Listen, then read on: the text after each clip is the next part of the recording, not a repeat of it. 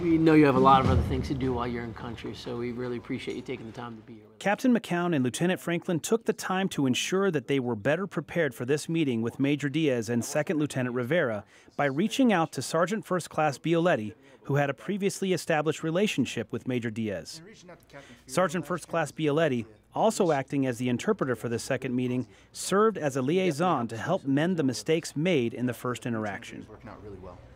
Gentlemen, I like your taste in restaurants. Buenos tardes, Major Diaz. Buenos tardes, Captain. In their first interaction, Captain McCown and Lieutenant Franklin made the mistake of turning down an offer to join their Mexican counterparts for lunch. However, in this scenario, they have acknowledged the importance of sharing a meal before handling business. In the Mexican culture, few traditions illustrate how a relationship is valued as much as sharing a meal together.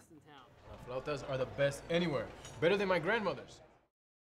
Buenos tardes, Major Diaz. It seems self-explanatory, but giving the proper space and time to begin and end all interactions with a handshake is regarded as the ultimate sign of respect in the Mexican culture. Bien, gracias. Gentlemen, let's have a seat. De La Hoya in his prime could destroy Mayweather. While it could seem like this conversation about boxing favorites is a waste of time, this kind of banter is extremely important in building rapport and comfort before a negotiation. You remember when Mayweather mocked us with that photo of him in the sombrero and the Mexican flag trunks? My father pinned that photo to our dartboard. Again, my sincere apologies. By acknowledging the previous oversight of the training schedule conflicting with the national Mexican holiday, the U.S. soldiers are continuing to illustrate that they respect their counterparts' culture and are better prepared for this negotiation. As I mentioned in my proposal, Saturday is a very difficult day. Per regulation, we have to authorize everyone through an extensive background check in order to share. Captain McCown presents the difficult and necessary information that 3 of the Mexican Army soldiers did not pass through the mandatory background check in order to participate in training. This time around, he is well prepared to deliver this information by checking with his leadership about whether or not there is still time to replace the soldiers.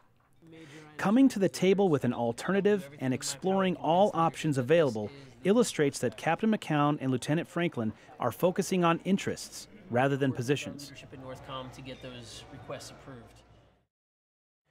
Major, we want this to be a successful partnership. We plan on holding a graduation ceremony for the soldiers once they finish the program of instruction. By offering to host a graduation ceremony for the families, the U.S. soldiers are also demonstrating their respect for the role of family in Mexican culture and further illustrating that they value this long-term relationship. I have spoken with my leadership at Northcom, and they have assured me that there'll be enough time to replace those 3 soldiers. I do not understand why my soldiers were not able to... Because of the time taken early on in this meeting to build rapport, our U.S. soldiers are able to successfully navigate through a touchy moment in delivering bad news to Major Diaz. This again illustrates the importance of valuing the relationship and focusing on interests. I wouldn't want anybody in my unit who does not love Oscar de la Hoya.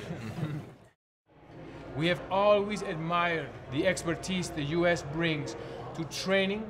Captain McCown and Lieutenant Franklin illustrate the ability to brainstorm alternative solutions and compromise when Major Diaz asks for something unexpected here. While Captain McCown is not able to promise anything, he does assure the Major that he will go to bat with his leadership in order to accommodate the Major's request. This ability to compromise is often critical to successful negotiation. It is absolutely necessary that this relationship is fostered by finding a win-win solution. However, during this second negotiation, the U.S. has demonstrated their desire to foster a long-term relationship with their Mexican Army counterparts. The U.S. team paid careful attention to cultural considerations, spent the time necessary to properly prepare for this engagement, and demonstrated respect for their counterparts and their culture. Their attention to interests rather than positions allowed them to explore options for a win-win situation. The end result is a successful negotiation and a stronger relationship between these 2 counterparts.